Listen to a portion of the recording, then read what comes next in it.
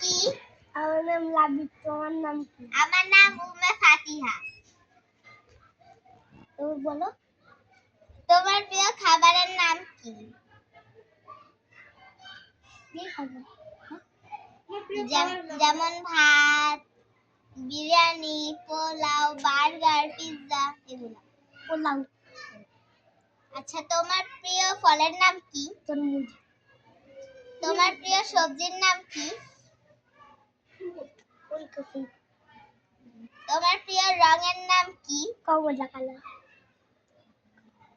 তুমি বলো না কেন? তুমি ওকে জিজ্ঞেস করো। তোমার প্রিয় রঙের নাম কি? গোলাপি। তোমার প্রিয় খাবার